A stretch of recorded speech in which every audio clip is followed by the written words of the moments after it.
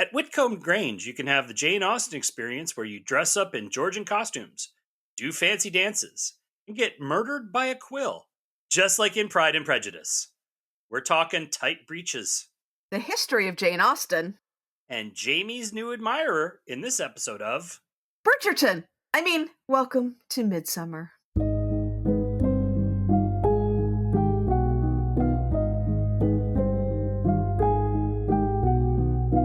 Hello, and welcome to Midsomer, the podcast where we dissect all the mysteries, the murders, and the many weird things about the long-running hit TV show, Midsomer Murders. I'm your host, Eric Buscher, and with me, as always, is my co-host, EIleen Becker. Hey, EIleen. Hey, Eric.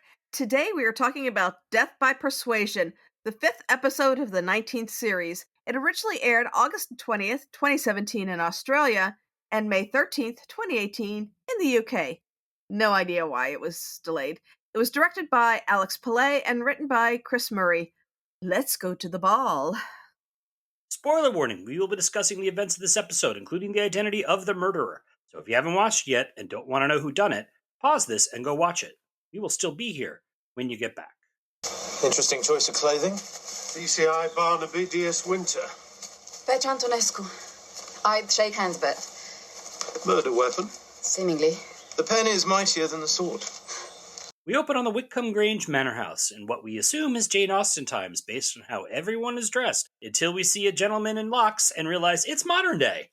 It's the gorgeous Georgians' Jane Austen immersive experience. Rolls off the tongue, where people can live like they are in one of the famed author's novels.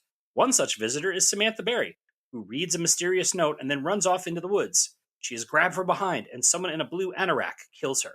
All of this is witnessed by a drone secretly filming them. Over the credits, we follow another drone as it rides through the local village. Or maybe it's the same drone. All drones look alike to me. Don't cancel me. The drones are part of a pilot program to deliver prescriptions from the local pharmacy to customers. The company running the program is owned by local boy Doug Vaughn, and the drones are piloted by former bad boy Roden Chow. Barnaby and Winter arrive at the scene of the crime and meet fill-in coroner Petre Antonescu. She lets them know that Barry was stabbed with a quill to the neck and then makes goo-goo eyes at Winter. They find a torn note in Barry's pocket that reads, "Meet me, I will tell you everything you need to know about her." And they find a used syringe nearby. They make their way over to the event and meet James and Kitty Oswood, who are running it to raise money to help completely restore the house, which was Kitty's childhood home. Their daughter Polly works as one of the servant girls and doesn't seem to hate it at all. They tell the detectives that Barry wasn't a local, but a journalist from London. But she wasn't working on a story, apparently. But Polly says she was very nosy about the village, and Kitty found that super annoying.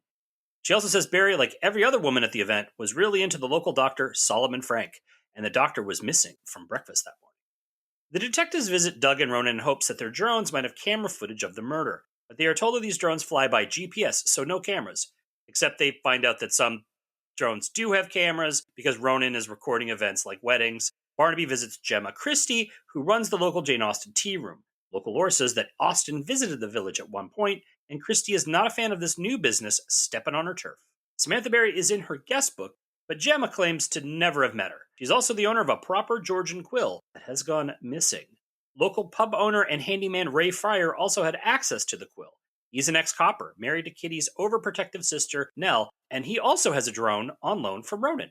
But they claim to know nothing about Barry other than she stayed in town the weekend before. That night at the drone office, someone breaks in and burns Ronan's laptop. Petra tells them the quill was poisoned with a paralytic drug that caused Barry to suffocate to death. They visit the town pharmacist, Mary Oswood, who happens to be Jane's stepmom. She's married to Walter, the former school headmaster. He taught there when James and Doug were schoolmates, and James was a big bully to Deadly Doug. That was the nickname. He recently had to leave the headmaster job because Doug caught him on film hitting a student. Mary says she never ordered the paralytic drug, but she does tell them that James and Kitty have moved back recently from London and seem very unhappy. She's also secretly working with Gemma on something. The detectives talk to Walter, who tells them that Samantha called them the night before her murder, asking when James and Kitty got together. He also says he saw the doctor walking near the crime scene that morning. Solomon reveals he was taking morphine for an old injury. He keeps it secret because he is self-medicating, which is against the rules. He says he heard a drone in the sky that morning, which was not on any of the GPS flight plans, so who was piloting that thing? And also, who's piloting the drone that is watching Ray and James have a tense meeting? Well, it's probably the same person who's been sending threatening emails to James. And that person is Doug. James goes to him to demanding that he stop, but Doug wants $100,000 for his company, or he's going to reveal something. This is his revenge for all those years of bullying. That night at the manor is a huge Austen-style dance. Barnaby and Winter are there for work, and Sarah is attending because she is working on a historical romance novel and is using the ball as research. She brings Petra along because Petra has the hots for Winter. After a riveting quadrille, the detectives figure out from Polly that although there are no cell phone bars in the house, they do have cell phone bars in a building nearby. So they go over to investigate and find a bag that has Barry's phone and a change of clothes. So she was clearly sneaking off for some reason. Kitty and Nell have a heart-to-heart about how both of their marriages are unhappy. Someone else sneaks into the manor during the ball and takes a shotgun from the cabinet, then fires it at a mirror. Winter tries to capture them, but is almost run down by Gemma. Tourist info. This is our one and only pit stop to Whitcomb Grange, down in local lore as a place where Jane Austen once might have spent 5 whole minutes. For years, it was the home of the Jane Austen Cafe, and now you could attend the gorgeous Georgians Jane Austen fantasy event. You might even find that special someone to spend the rest of your life with. All marriages are final. Standing in for Whitcomb Grange is the well-known Chatsworth House in Derbyshire Dales.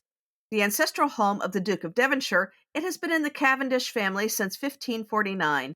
The house was built by Bess of Hardwicke and her second husband, Sir William Cavendish, and Bess lived there with her next 2 husbands.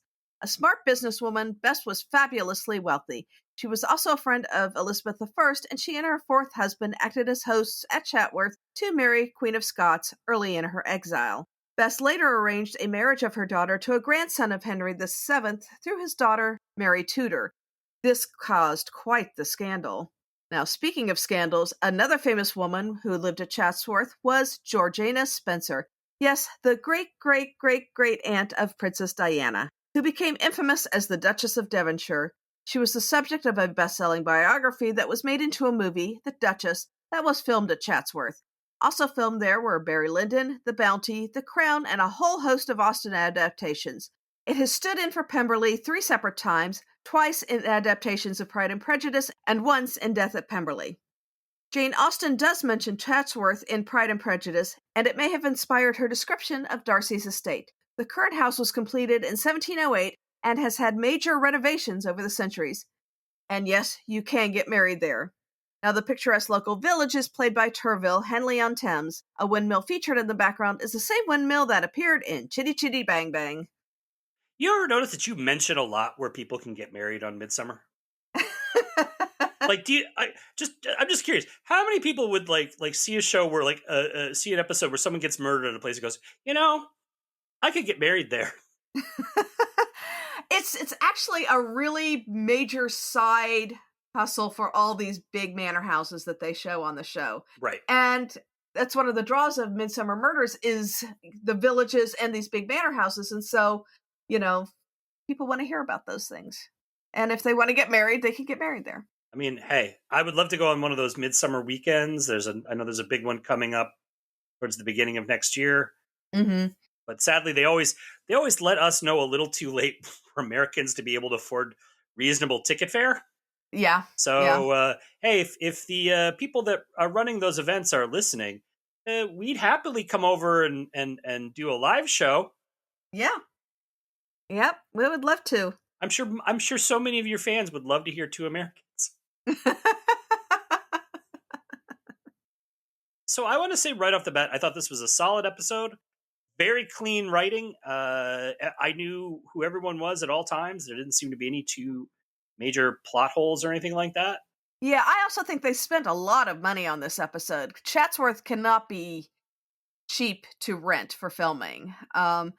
And I loved the dichotomy between Chatsworth House and the whole Gorgeous Georgians weekend or an event, and the very modern, high-tech building. There was some lovely village shots, which I know, that's really one of the things we love about Midsomer, those lovely village shots. And this episode really brought those shots to it. I also want to say that they used the drones and a lot of practical. For example, the opening shot where it's clearly a shot of a drone as it's approaching Chatsworth House. And I was like, oh, that's a drone shot. And then reversing, we see, oh, it's an actual drone. It's smart. So they were probably even using some of those props to do the actual filming. This is the first episode that Al Beach was the director of cinematography, and he really seemed to relish filming both Chatsworth House and the village and following the drones around, as you said, and actually using them. Mhm. He's done 25 episodes so far. One of the ones, he did Send in the Clowns, which was one we also admired a lot of the cinematography on.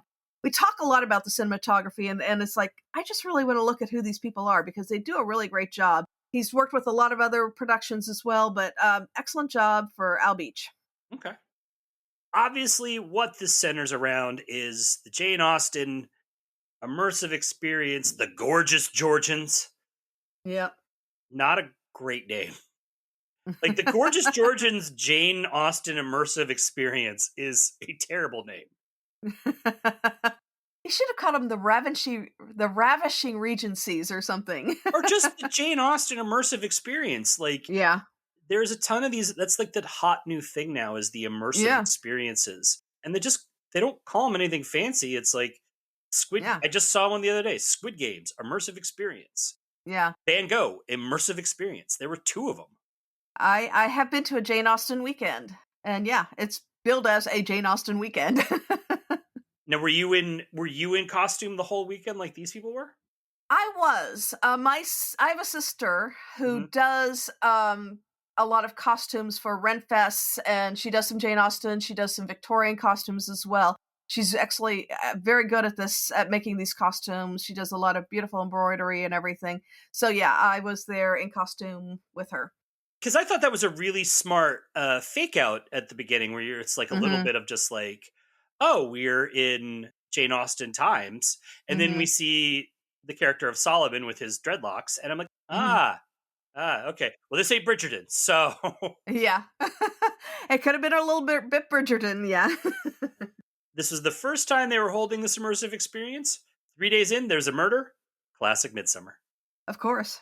Since you've done one of these, Mm-hmm. how did your experience match what we saw they were doing for events?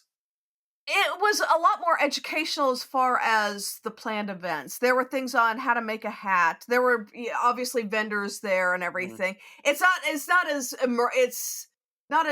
it's not really an immersive. You're not living that as, because there are people there who are not in costume and everything. So you could bring treats. So you could bring treats. You could go off and smoke. And there was a lovely young man who did a dressing Mr. Darcy little thing, which was nice because he started off rather undressed, but you kind of get the whole idea of how many layers they have to wear to be fully dressed, and just wearing a shirt is not dressed. Yeah. How much do you think they paid for this immersive experience so they could just sit and write letters for an afternoon? Yeah. I would have been so mad. I was like, I could have done this on my own. Yeah. Well, I guess you're learning to write with a quill. So when Barnaby and Winter show up in the car, Yeah. everyone just is like staring so hard at the like both the sense of like what's a car doing there, but it also was kind of like, oh, what is this contraption? I'm like some people were like living it a little too hard. Yeah, and I love when Jamie pulls out his warrant card, and it's like, yeah, they are now. I also kind of liked that the so at the ball, you have to show up in a carriage. Hmm. But since there's no cars allowed, I'm assuming they just park their cars like 50 feet away from the house and then have to get in the carriage. I would assume so. So annoying. I would assume it's like, like they do in town here, where they've limited parking downtown when they're doing festivals and stuff, and you go to a certain thing, and then they have a little bus that takes you like a mile in or whatever. Yeah. I was wondering if, since everyone seemed to know how to do the quadrille, Mm-hmm. if it was something that was taught in school there. Apparently, it is. It is. It's sort of a friend of mine told me that she also learned how to do it in primary school, which I guess would be Hmm. kind of the equivalent to middle school Yeah. over here, which actually makes sense because I do believe in like late elementary school, early middle school, I had to learn square dancing. Yes, I did too. Yeah. So who gets cheated more? Well, square dancing is obviously taken from the quadrilles and a lot of those kinds of dances. Yeah. I just want to point out that for all the people who are complaining about like how like schools wasting money and everything like that, and then banning books, your kids are learning how to square dance. So talk about a useless life skill. And then, of course, like this whole episode is it's the old versus the new. So you have Jane Austen, and then you have the drones. And when it's flying through the village, hmm everyone is staring at it like it's the most amazing piece of technology they've ever seen. Which I guess because it was 2018, it wasn't as common then, but it was still relatively common. Yeah. But now it's just funny because you could just go into CVS and buy one for $20. I haven't seen any flying around our city here, our town, but apparently people do drone shots, during events and stuff around here. Well, just to give people an idea of when this is being recorded in 2024. And currently, if you've been paying attention to the news, there's been people freaking out about mysterious drones in the air, seen in the air around New Jersey and parts of New York. And apparently people are starting to lose their minds because nobody seems to know what they are. One senator claimed that they were from a mothership, an Iranian mothership off the coast of the country, at which the Defense Department had to come out and say, there is no Iranian mothership. People are worried that this could be a terrorist attack, but all the government FAA people are like, actually, we are not seeing any like uptick in like weird drone behavior. So these are just people either like flying their drones out at night, or you're seeing planes. It's usually something, along that line. This whole fits in with the whole UFO thing. People will freak out about anything. Well, hey, those are real. The government is coming out and saying, yeah, those are kind of real. But no, this is turning into like a case of like panic, of like that social media generated panic, which I think is kind of weird because again, they're just drones. I don't know. Orson Welles' version of War of the Worlds started in New Jersey, so yeah, but they're going to come get you first. That was also a fake. That was a very famous fake. That was a very famous fake. So there's a big plot point in this episode that the drones have no cameras, which means that Ronan is piloting through GPS and maps only, with no way to see any obstacles whatsoever. And that is absolutely not how you fly drones. No. They need to have something visual to be able to. I mean, because GPS is only accurate up to a certain, level. And of course, if, you're flying low enough, you're going to run into things. Or even high enough. Yeah. Like, if these are so high tech that they don't need cameras and can avoid any obstacles or anything like that through GPS and maps or whatever, they don't need Ronan. Yeah. It was weird. It's like, no, you need cameras to pilot drones, even in 2018. Yeah. So. And even in 2024. Or in 2025. Yeah. And also, drones are not so completely silent that people couldn't hear them if they're like 10, 15 feet away. I know that from experience because people like fly drones in the park that I live nearby. And I've heard them. And, they're not loud like a real helicopter, but it's a real noticeable buzz. Yeah. So that scene where Ray and James are talking and apparently no one can see the drone that's like literally right behind them. Yeah. I was like, come on. Yeah. That's just not how things work. Yeah, I've not probably seen any of the really high-tech drones. We actually get more hot air balloons over my house than drones, but and you can definitely hear those when they do the little fire thing. I also love Ronan's choice of work music, which is just super loud techno.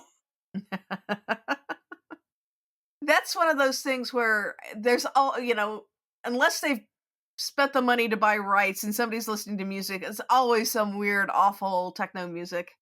It had a vague CSI. When they start doing the lab work on CSI, and then they have like, is that and it's like, okay. But he's not doing anything because he's just sitting there staring at computer screens because they don't have cameras. Yeah. And nobody really listens to that kind of music when they're doing work. They're sort of weird little background characters that not even really a red herring because they're dispensed with very quickly. But I just want to call out Solomon and Jane, their little story. Great line where Polly describes him as proper fit and he's everyone's Mr. Dorky. Obviously referring to Mr. Darcy. Yes. Yes.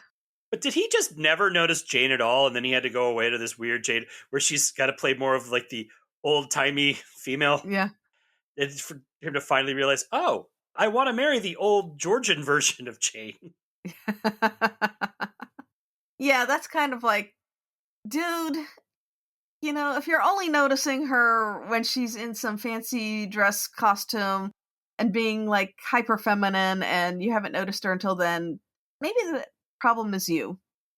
Well, I mean, to be fair, he's high on morphine. But is he? He doesn't act like it. I don't know. How much experience do you have around people who are high on morphine all the time? I don't know. Just end of life stuff. But yeah, it's dispensed with so quickly in this whole thing. And they're basically there as the romantic subplot, which you need because you're doing Jane Austen. It's very implausible. Even it's like a whole weekend. Also, is that marriage legal? Is the marriage they get at the end, is that legal? I don't know if they get actually married, but they do get engaged. No, there's a wedding at the end. She says, Kitty says, at the end of the experience, someone's like one of these couples will choose to get married, and I'm like, yeah, is there a real pastor? And if you're going to marry Jane, tell her you're on morphine. Just you gotta tell your future wife, hey, I'm on morphine. Yeah, and normally the engagement, if it were that, would have been a little more.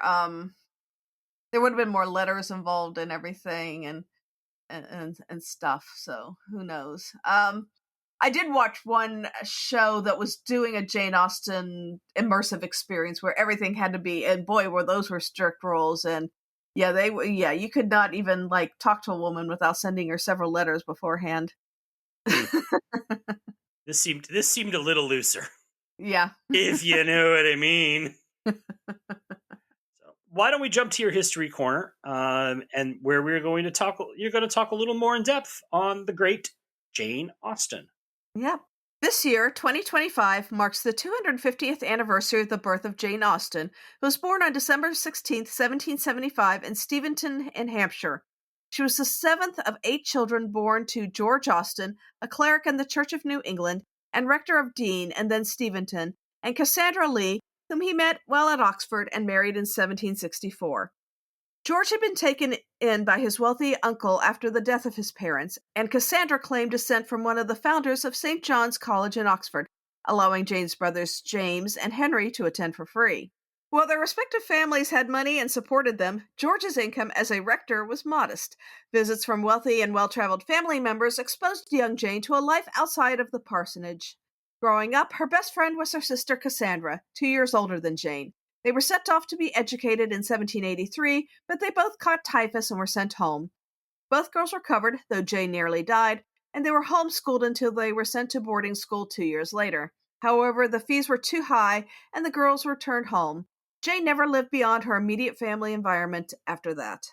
She did, however, have access to her father's varied library and that of a neighbor's, so she read widely and voraciously.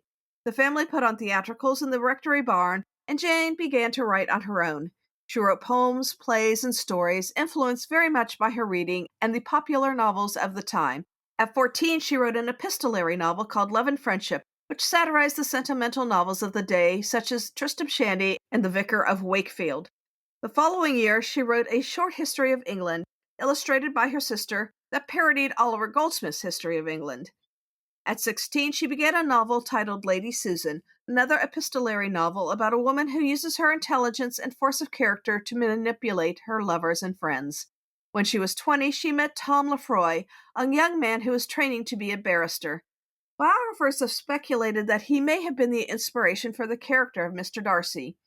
He may have been the one suitor that she truly cared for, but his family objected to the relationship and made sure that they never met again. After finishing Lady Susan, Jane began another novel called Eleanor and Marianne, which would later become Sense and Sensibility. First Impressions, later published as Pride and Prejudice, was begun in 1796, the same year she was flirting with Tom Lefroy. She then returned to Eleanor and Marianne, polishing it until it transformed from an epistolary novel into the third-person narrative of Sense and Sensibility. Jane would read her works in progress aloud to her family. Jane started work on a novel called Susan, which later became Northanger Abbey, in 1798. In 1800, her father retired from the ministry and moved to Bath. Biographers differ on Jane's state of mind at this time, as her writing was less prolific. She did a lot of traveling around southern England and had a more active social life than she had in Steventon, and it seems that she did spend time revising and rewriting her previous works. In December of 1802, Jane received her only known marriage proposal from Harris Big Wither. She initially accepted, as she had known Harris since childhood, and he was well off, but she withdrew her acceptance the following day, realizing they were not suited to each other. Also, Big Wither. When Jane's father Yeah, died... I'm giggling over here. I had a feeling you were. When Jane's father died in 1805, Jane, Cassandra, and their mother were left in a financially precarious position. They moved around quite a bit, living with various family members until settling into a cottage on the grounds of her brother Edward's estate in Chawton, where they lived a quiet life. Jane had sold the rights to her novel Susan to the publisher Crosby and Company for £10, about £1,000 today, but he never published the book. Jane requested the return of the copyright, but wasn't able to buy it back until 1816. In 1811, Sense and Sensibility was published anonymously, as was usual for women writers at the time. It was bought by publisher Thomas Edgerton on commission, which meant that Jane retained the copyright but assumed all financial risk for the book. Fortunately, the book sold through its first printing by 1813, becoming a fashionable read. Pride and Prejudice was published in 1813, and Mansfield Park the following year. Emma was published in 1816, a year before Jane's death. Northanger Abbey and Persuasion were published posthumously in 1818. Lady Susan was not published until 1871. Two unfinished novels, Sanditon and The Watsons, were eventually published, as well as collections of her juvenilia. Jane started to feel ill in early 1816 from either something along the lines of Addison's disease or Hodgkin's lymphoma. She finished Persuasion and started on Sanditon. She died in July of 1817 at the age of 41, having seen modest success as a writer. When a double set of Persuasion and Northanger Abbey were published in 1817, her brother Henry contributed a biographical note identifying his sister as the author of the novels for the first time. Though her books soon fell out of print, they were widely read in libraries and came to be admired. Publisher Richard Bentley bought the copyrights in 1832 and issued beautifully illustrated editions as part of his standard novels series. Her novels have been in print ever since. Critical reception grew through the 19th and into the 20th centuries. Her wit and realism, her dialogue, and precision of language have brought her to the forefront of great English novelists. Her influence can be found in the many adaptations of her novels and the popularity of Regency romances and anything that is even tangentially related to Jane Austen. She has become a brand. So, I'm assuming you've read all of the Austen books, right? I have not. Oh! I have actually just read Sense and Sensibility. I've only ever read Pride, and I had to read that in school. And I always feel like that having to read it sort of when I was in my teens kind of turned me off from Austen for a large chunk of time. I think I know a lot of young women, really love Austen and the Regency novels. I feel like for myself, like as I've gotten older and I appreciate more like of the classics and like classic stories, I would probably go back and get a lot more out of them. Yeah. Than I did when I had to read it when I was 15. Yeah. Yeah.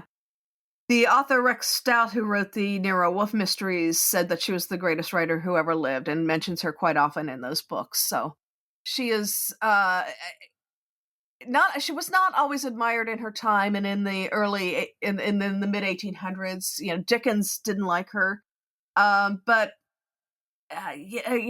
she grew as a writer and kind of really did not, even though people consider what she's writing were romances, they were not overly sentimentalized.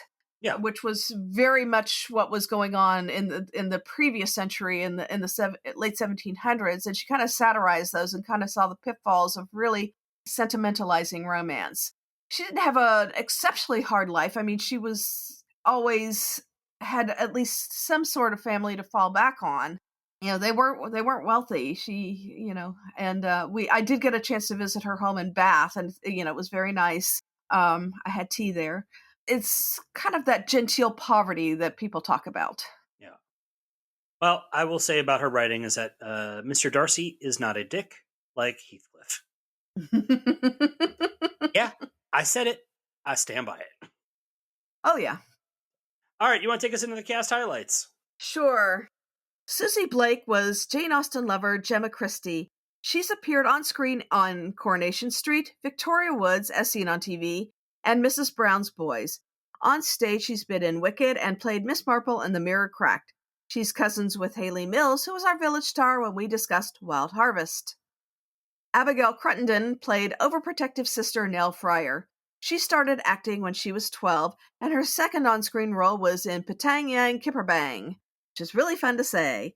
As an adult, she was cast in the show Sharp as the love interest for star Sean Bean, and the two were married in real life for a few years. She also appeared in Doctors and Nurses, Not Going Out, The Theory of Everything, and most recently in Show Trial.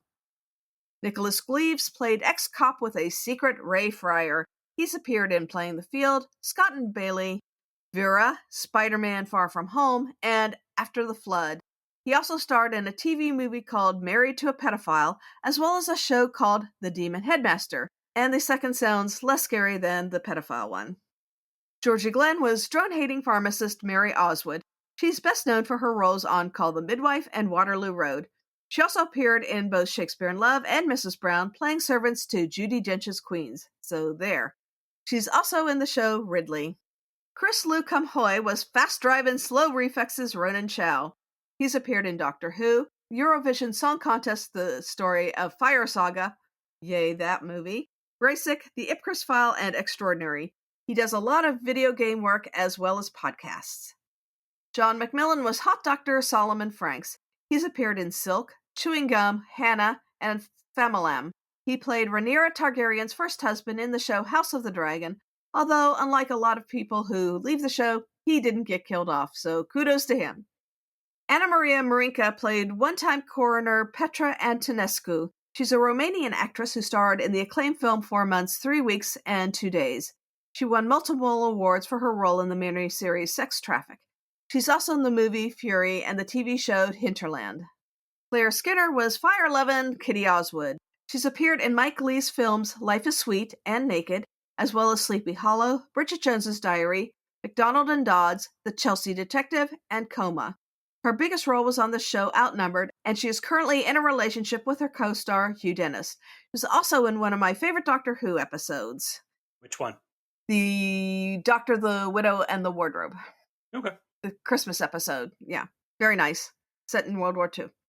Felissa Texera was our nurse lady-in-waiting Jane Everard. In 2021, she was named a Screen International Star of Tomorrow. She's appeared in Trigonometry, 2 Weeks to Live, Ragdoll, and Alice and Jack. She also wrote, directed, and starred in a short film called We Met Before. Carl Theobald was Guy Who Can Really Hold a Grudge, Doug Vaughn. Theobald got his start in comedy and had a double act with Russell Brand called Theobald and Brand on Ice. He also played Brand's assistant in Get Him to the Greek. He's written for shows like Smack the Pony, The Sketch Show, and appeared in Primeval, 2012, Downhill, and Plebes. I hope he's no longer talking to Russell Brand. Jodie Tyack was snack food dealing teen Polly Oswood. She had appeared in Prime Suspect, Tennyson, and Unforgotten before her episode. Since then, she's become a regular on Agatha Raisin, where I really like her, The Window, and Wreck. Lottie Rice was our victim, Samantha Berry. She's appeared in Criminal, Call the Midwife, Doctors, and Catastrophe. She's also really into roller skating. I learned that by looking at her Instagram. Lots of roller skating videos. We only had a couple major return visitors this week. Paul Shelley played the headmaster turned footman, Walter Oswood. He's also in the episode The Creeper. He's had a huge career with the RSC and the Royal National Theatre and done everything from King Lear to Uncle Vanya. He was in Roman Polanski's Macbeth and Oh, What a Lovely War with John Lennon. He hasn't done any TV or major films since this episode, just one short film. We had a number of uncredited return visitors, too many to go into each one. We wanted to shout out Chris Cowlin, Susan Fordham, Stephen Hawke, Mike Ray, Joe Wheatley, Hannah Blamirez, Steve Doyle, and Peter Coe for making Midsomer feel lived in. And of course, a special call out to the mayor of Midsomer, Chris Wilson, who played another uncredited police officer in this episode. Now, our village star this week is Samuel West, who played husband on The Lowdown, James Oswood. He's also a return visitor who appears in the episode The Animal Within. West comes from an acting family, and we discussed his father, the recently deceased Timothy West, during our episode on Judgment Day. His mother is the actress Prunella Scales, who also appeared in Midsomer. Samuel is more than just a Nepo baby, though. He's a BAFTA-nominated actor for his performance in Howard's End. He made his stage debut in 1989 in Les Parents Terribles, and appeared as Hamlet and Richard II at the RSC. Now on screen, he is in Carrington, Iris, Van Helsing, The Darkest Hour, and he currently has a recurring role on Slow Horses. He also appeared in the 1995 adaptation of Austen's Persuasion. Yeah. I think he was very good in this episode.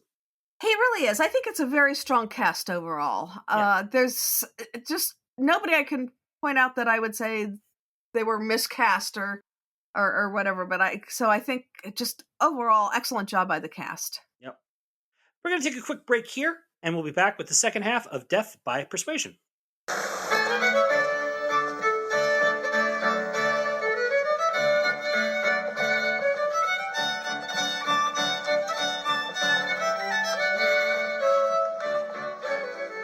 And we're back. Let's talk about the second half of Death by Persuasion. So you're telling me that our whole marriage was fake? I tried so hard, Kitty, to make it work. That's not good enough. I bought into you. You bought into me? What does that mean? I believed you. I went to London with you. I could have stayed here. I'm sorry, I can't help it that I'm in love with someone else. Did you ever love me? Thankfully, no one was shot, and it looks like the shooter was only trying to scare people. Gemma says it wasn't her. She had just snuck into the ball so she could criticize all the outfits in the dances and panicked when she heard the shots. James is very shaken and tells Polly he's sorry they ever came back to the village. Petra noticed old signs of fire damage to the house, and the detectives find a lot of articles about a case of arson there 28 years ago that caused the death of a housekeeper. A young man named Johnny Fullerton admitted to the crime and was sentenced to 12 years. He said he had a grudge against the family, but they also find an old photo of him with Kitty and Nell. And all of this was on Barry's phone, so was she looking into this? Was she related to Fullerton? Because the note could have read father or brother. Despite the photo, Kitty and Nell both deny knowing Johnny other than his bad boy reputation. The detectives go to Doug's and sees James leaving just after he has given him part of the $100,000. They talk to Ronan about all the unauthorized drone trips, and Ronan admits he was filming the event for James and did record Barry on the day of her murder. But he does not have the face of the killer, just an image of the blue anorak that has a unicorn on it. The jacket was a giveaway for a charity event, so apparently a lot of people in the village have it. Doug is not happy Ronan was working for James and threatens to get rid of him, but Ronan says he's planning to leave anyway so he and Polly could go to Ibiza. They've been smuggling in modern-day treats to the manor to sell to the guests to help raise funds. After Doug leaves, Ronan goes through Doug's laptop and finds a whole folder of drone footage of James. He then places a call to someone saying, "It was you." Later on, he's on the phone telling Polly that he knows who did the killing, just as a drone flies directly above him and drops a knife into his chest, killing him. Oh, that's why everyone in New Jersey's worried. Petra says the way the knife was dropped would require a drone expert, so they go to Doug, who claims that anyone with practice can operate a drone with precision. He also talks about a mystery campaign to stop the drones that is using photos showing them flying too close to people. The detectives learn the campaign is the work of Mary and Gemma, who have been using the delivery routes to get photos, but they claim they only wanted to stop the drones and didn't kill anyone. Polly tells the detectives that Ronan told her he knew who did it, and James tells them he visited Doug to invest in his company. However, Walter blurts out that Doug's company is reportedly failing, so Barnaby tries to question more about why he would give money to a failing company. Before he can get an answer, Winter shows up with new information. Doug's fingerprint was found in shotgun residue, meaning he was the shooter, and also information that says that Samantha was Johnny's daughter. Apparently, they only met a few months prior to his death. Ray finds out about the blackmail from James and goes to confront Doug, who tries to send an email to Nell. They fight, and Doug manages to hit send right as the police show up to arrest him. The email has footage of James and Ray kissing, and it is revealed they have been secret lovers. They were involved together as young married men, but when Kitty was pregnant with Polly, they stopped and hid their sexuality for decades. But when the Oswoods moved back, they rekindled their love affair. Ray also reports his drone is missing, and that Ronan thought he was the killer, but didn't say anything because Ray had looked out for Ronan when he was in trouble with the law. But Ronan changed his mind when he had new information. He's tired of the secrets, and he also spills the beans about Johnny. Turns out Johnny and Kitty were young lovers, and Johnny returned to town after prison to find her. But Nell told him that Kitty had moved on without Kitty ever knowing Johnny came back for her. All this in a photo of the killer with the coat and the quill gives Barnaby his brain fart. At the manor, Nell arrives in time for Kitty and James to have it out. James can't even say he truly loved Kitty, which causes her to threaten him with a lit torch. The detectives arrive and we start to get the full reveal. So apparently Johnny had also been seeing someone else all those years ago, but he really loved Kitty and he went to go end it. But that night her insecurities got the best of her and she started getting drunk and accidentally started the fire. So Johnny admitted to the crime knowing she would never survive prison. Kitty ended up having a breakdown before she met and married James. Years later, Johnny told Samantha parts of the story before he died, and she came to get the rest of it. Kitty never learned who Samantha was, but Nell did when Samantha found the photo of the sisters with Johnny and confronted her. Fearing Samantha would cause Kitty to have another breakdown, she used Ray's keys to steal the quill and then used her previous experience delivering prescriptions for the pharmacy to gain the paralytic and put it on the nib. When she found out Ronan knew, she used the drone to kill him. She is very protective of Kitty, which is why she never told Kitty that Johnny came back. And when that little tidbit comes out, Kitty is so enraged that Nell robbed her of her one last chance at happiness. She vows never to forgive Nell. And, Nell's also going to have to go to prison for the murders, so... They won't be cellmates. Yeah. In the end, half the people are dead and are in jail, but James and Ray seem happy, and Solomon and Jane are getting married at the end of the experience. Which, again, totally legal, right? It always ends with a wedding. Yep. So let's start with, we have two strange quills, and they're more strange because they don't really make sense. Mm-hmm. So number one, Samantha's dies stabbed with a poisoned quill. It's symbolic killing, sure, but why? Like, can you even hold a feather quill in such a way that it would penetrate the skin?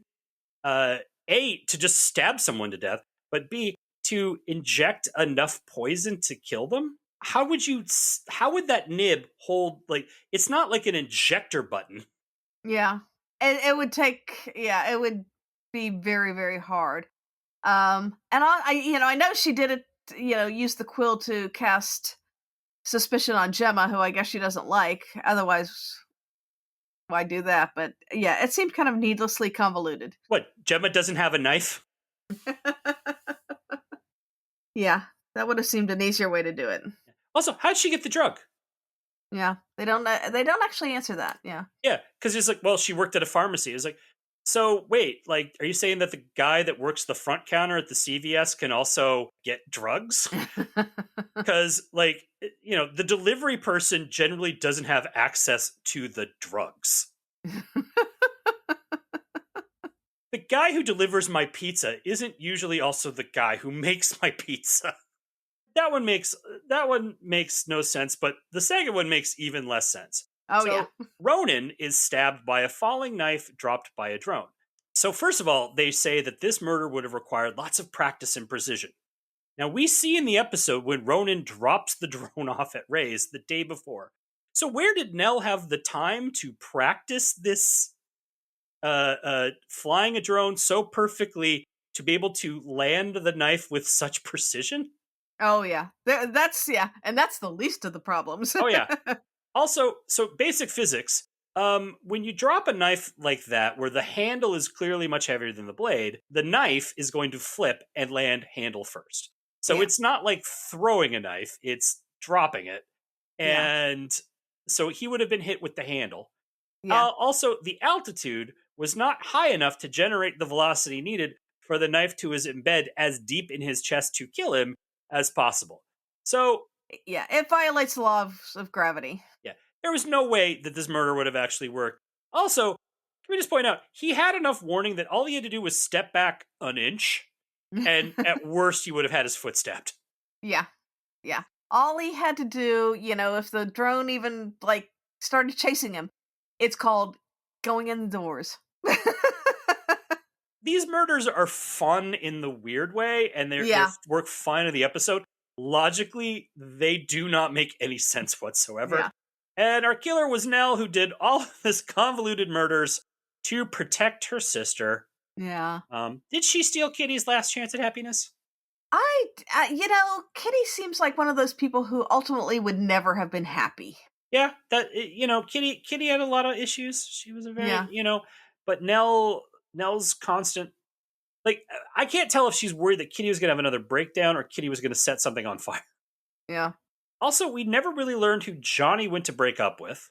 Mm-hmm. And I felt like it was such a particular plot point, and I kind of wondered, based on how overprotective she was, if it was Nell.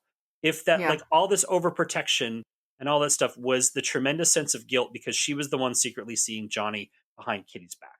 Age-wise, if it would have been Samantha's mother, because Samantha is older than Polly, it seems. Yeah, but I would also argue then that I think she would have been more of a known quantity. I think if the mom was local enough, right, that then they would have known a little more who Samantha was. Yeah. And nobody knew who Samantha was. And where she was from, yeah. Now, it could be that the mom was from there and moved away. That feels like such a weird, convoluted. Again, I don't know why they don't just say who it was. It's just this weird throwaway line. And the way Nell behaved, it kind of made me lean towards it being Nell, but they just never really said. It never really says. It doesn't really delve into the timing of how Johnny would have, while he was in prison, impregnated this woman with a child. 12 years. Right? He was in jail for 12 years. Mm-hmm. Polly is, 20 at the 20-ish? 18 to 20. Yeah. So 6. And so how old was Samantha? Samantha looked like she was in her early to mid-20s. Okay, so she then... was established enough in a career. But then how long was Johnny out before he died? It doesn't say. So he could have been out for a couple years. Yeah, anyway, we're you know what? We're pulling a thread. We are pulling a thread that it's just oh, I don't know if any of these numbers make any sense. Yeah, that's why I'm thinking it had. The mother had to be the woman from the that he was getting ready to break up with. Maybe, but I still, or a hookup, from inside. Somebody who liked, having sex with inmates. A lot of the clues basically just centers around everyone talking about their first love. Yeah. Which is first love always that tragic? I don't know. Well, mine was kind of like kindergarten. Yeah. So, right. Yeah. And then first real love. I mean, it was sad because I never saw him again. I don't even remember his name. I had a summer romance when I was 16 when I went away to a summer college experience, and I was really broken up by that. Yeah. But yeah, it maybe. Yeah. Oh, wow. What about that scene where James and Kitty are having the heart-to-heart and he just can't even say that he ever loved her? Oh, there was some really brutal writing, beautifully done writing, but and the acting was stellar, but there was some real ripping your heart out kind of stuff. Yeah, and also that's because also the scene with Ray and Nell.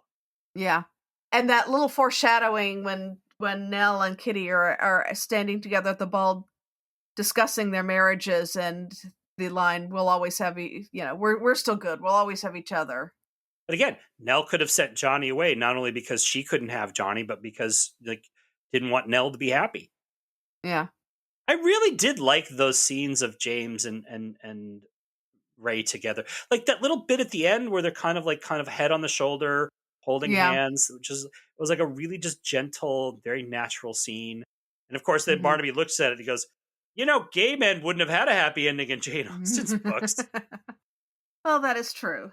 However, it was nice because even though we have had gay characters in Midsomer, a lot of times they end up very sad. Yeah. There's a tragedy or the murder or whatever. This is one of the few times we actually see actual affection between two gay characters in the show. And, we see those acts that, you see between heterosexual couples all the time. And it was really nice to see that in this episode.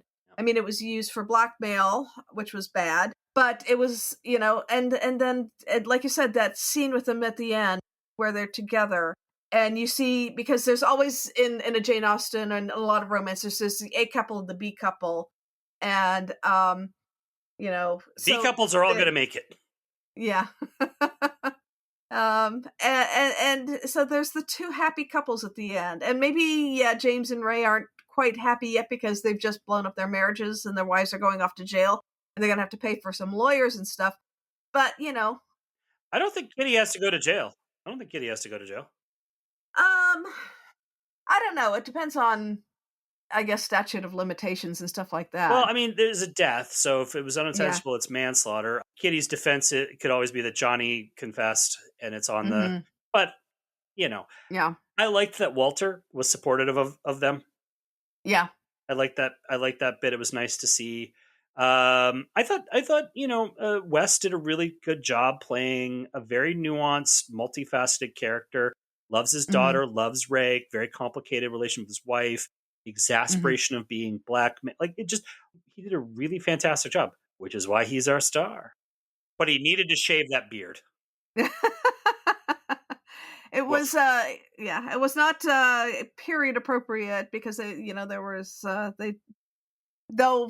maybe 20 years later he would have been fine.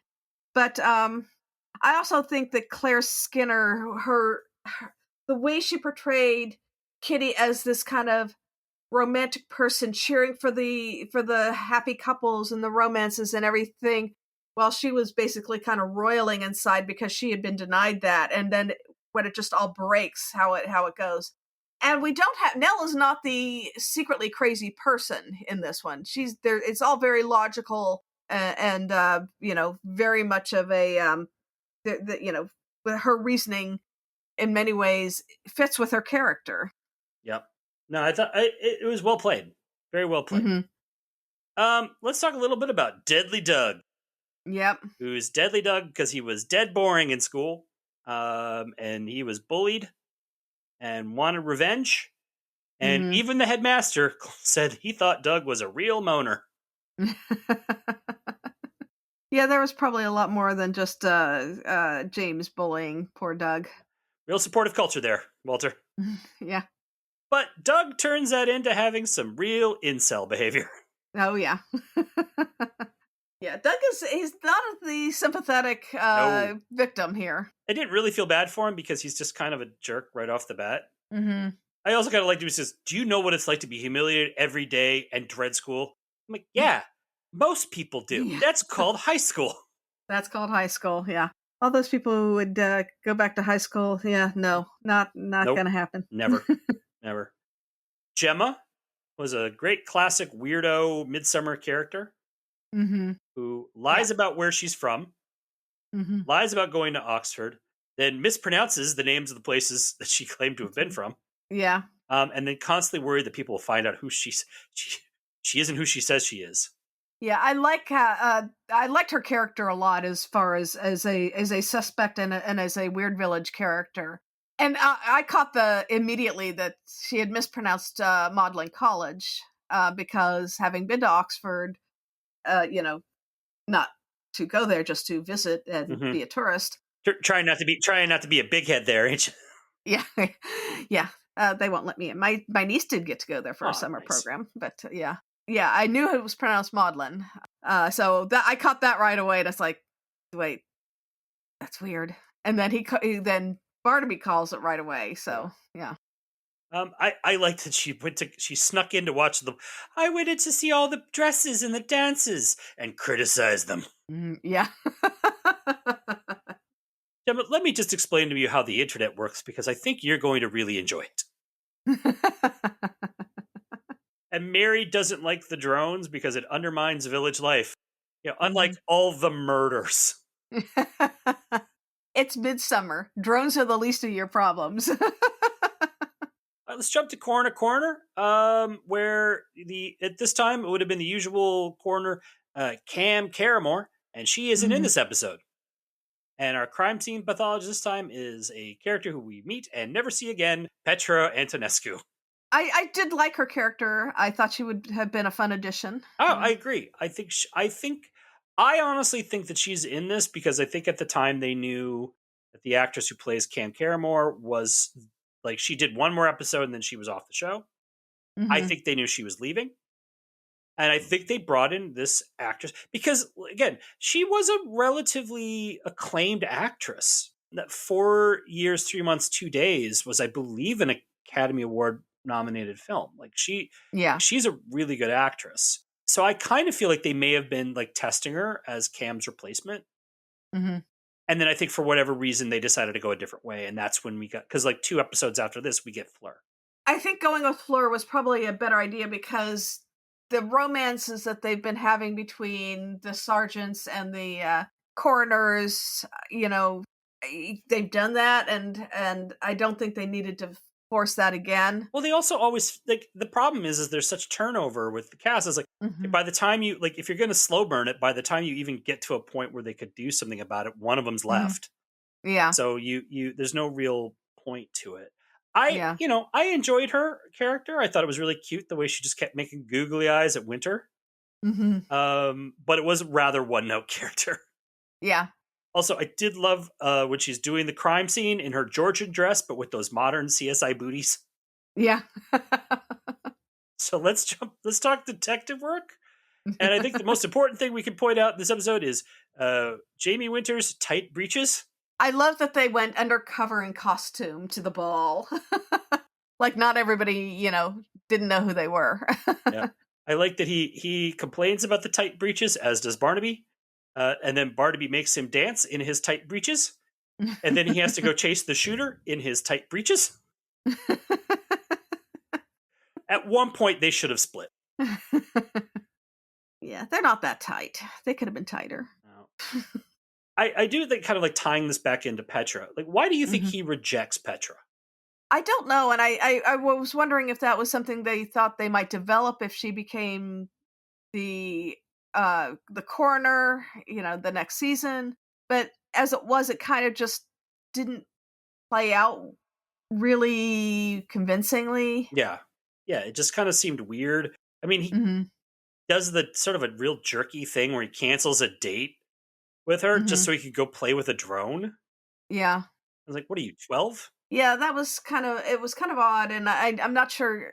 And they've never really given Jamie much in the way of a romantic life outside of his work. Well, they tried it with Cam.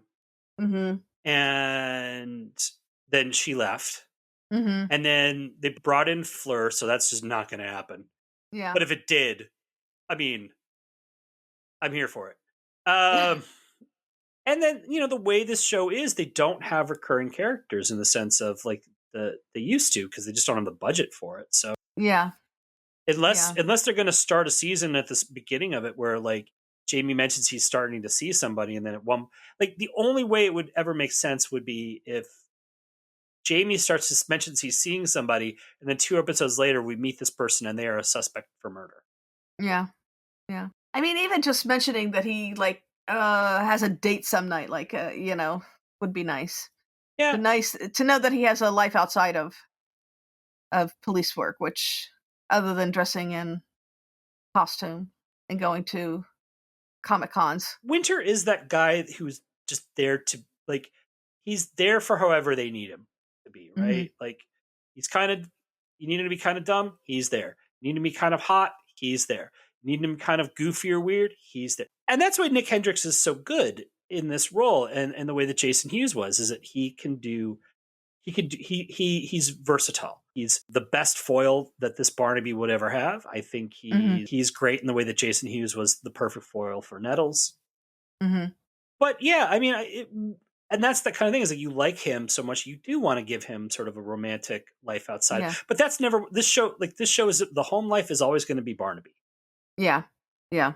And what little home life they have, because the rest of it is like we don't want to know. You really don't want to know what Fleur's getting up to, right? Oh no. I really want her to just make vague references to things and know that that's all. Yeah, that's all I'm gonna get. I can imagine the rest. Though I might want to read her diaries someday. I also kind of want to point out this other just weird little moment in the episode. So when Kitty is threatening James with the torch, and first of all, why didn't James just run away? Yeah. But okay, so Winter takes the torch from Kitty. He just kind of throws it on the yard. I was like, well, done with that. Yeah. In real life, there was somebody there to douse that torch right away. Yeah. He threw it into a douse bucket. I'm 100% sure about it, but we don't see it. He just casually just tosses it to the side. I'm like, Yeah. you should be like waving it around. It's like, how do I put this out? Yeah. Yeah. And then he also admits to have never having read Austen, which I kind of believe means he just didn't do his schoolwork. Yeah, because I think it's pretty much required in Yep. in England. Yep. In the UK. And then I thought there was a really out of character moment. So Barnaby is interrogating James about why he gave Doug money, right? Mm-hmm. And he's like, oh, this is, and when it's like, that's a very good question. Why did you give this money to a failing business? And then Winter comes in with some extra information that isn't really pressing. Yeah. Right? Like they could have waited 5 more minutes. And Barnaby just never comes back to that question. He just walks away. Yeah. Why don't you just get that answer? Just get the information. It always drives me crazy when they do like a 5-minute interrogation and they're like, I'll see you tomorrow for the next 5 minutes. Yeah. But this one was just like, he has him on the hook. It's like, just reel him in. But because they had to drag that story point out, they just didn't work. Most of the time, I was like, there's just no way Barnaby's going to let that just slide. You want to hit the home life? Yeah. I love that Sarah was writing a novel. God, she was giving it her all. The words were flowing. Yep. It's a historical romance set in Georgian times.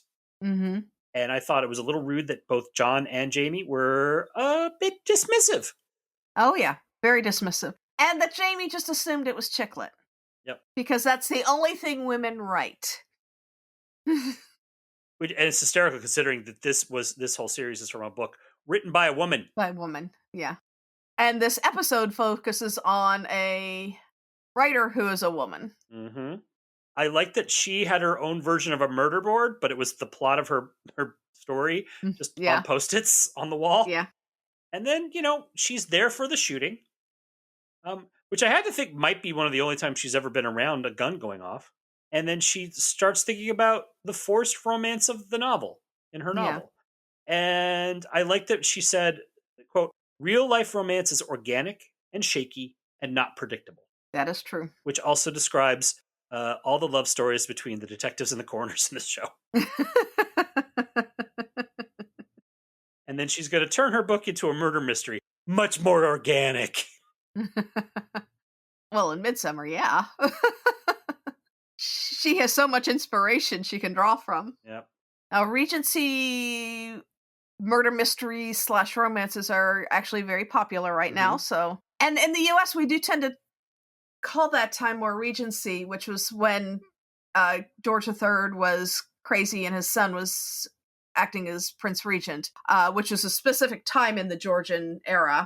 But I think, in the US, we refer to that time more as the Regency because of the whole romance thing. Like a real author, it's like I have this whole story in my head where I'm working out the details. It's like, nah, tossing it. Let's do a murder mystery. That's where the money's at. Yeah. And the book was never, and we never talked about this book ever again. Yeah. Like, how bad was this book? Yeah. It would be funny if, like, in one of the future episodes, she gets a little royalty check and says, "Oh yeah, I got another royalty check from my murder mystery." Maybe they go back to that murder mystery festival, that literary festival, right? Where they had the murders. Whatever happened to that festival? Yeah. Well, people died. I just felt a little disappointed about it because it was clearly something she was super passionate about. It wasn't those weird half-ass classes like Joyce always took. Yeah. Like, this was clearly something she was passionate about, and I was like, yeah, give her something to do, right? Yeah. But or give her something that has a little meat to it. But no, she's only there for teaching and making babies. Yeah. Making Betties. Making Betties, yeah. It was really cute when Betty gets on her little toy typewriter. It's like, bop, bop, bop, bop, bop. Yeah. Type in like mommy. Yeah. And I just love that moment where the Barnabys are sitting on the couch in their Georgian costumes, kind of shell-shocked from the events. Yeah. And I like that, they're sitting there and, obviously in a very modern house, in these Regency costumes with their modern mugs of tea rather than the little dainty teacups. And it was like, well, that's the episode right there. The old and the new. Final thoughts on Death by Persuasion. I actually think this is quite an excellent episode. It's fun. Yeah, it's fun. It breaks out of the mold a little bit. It stands out for not just the whole, Jane Austen experience, but I think, there's some nice cinematography. The acting is very well done. I think overall it's a good, solid, well done, probably A- episode. I give it a B plus. It at this point I want to save my A's for the really true gems, and this is a fun one, but it's also, I will say, in the long run, this isn't going to stand out for me in the way that a lot of them, or some of the truly A plus ones do. No, it's a solid episode. Like, the murders are ridiculous and make no sense, but like in the actual speed you're watching them in the episode, you just kind of blow right. It's only when you really think about it, you go, wait a minute. But like, in the context, they work fine. Like, it adds to the outlandishness of the whole plot, and them having to like go undercover at the ball and all that nonsense. It's great. It's good twists. Great ending. Great. I think it's great ending. Like, the best one, like the best Midsomers have like really strong endings, and usually ones with like a bit of a tragedy at the heart of it. Yeah. And this one had a little bit of a tragedy at the heart of the ending. Yeah. I enjoyed it a lot. Yeah. It balances some nice humor. It had a good family dynamic going on with it. You saw the money they spent on this one. It was on the screen. Yeah.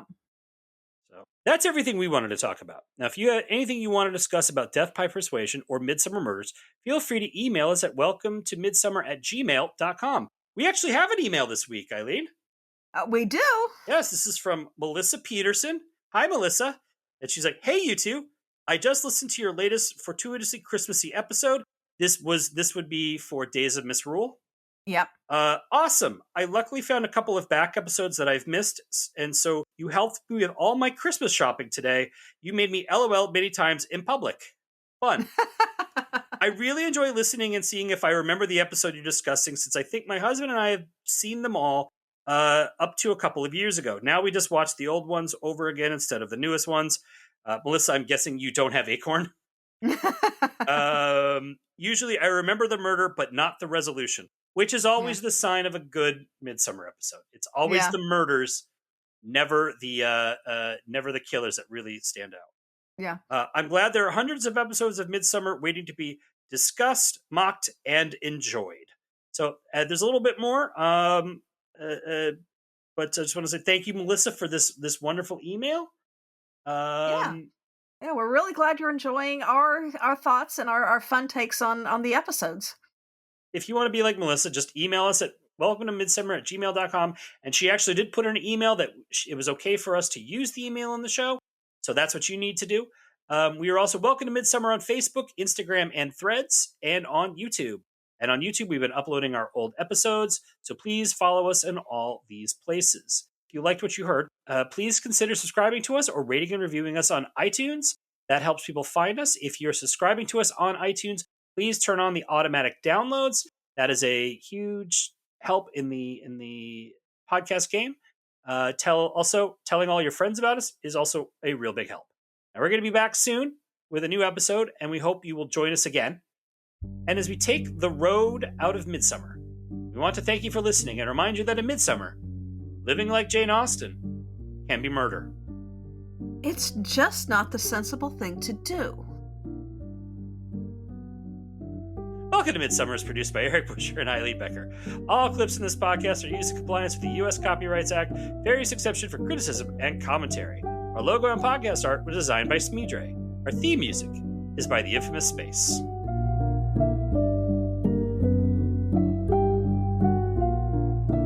So it turns out Johnny and Killy were young lovers, and he came back to town after he... Wait, take that again, because it sounded like you said Killy rather than Kitty. Yeah, I stand by that.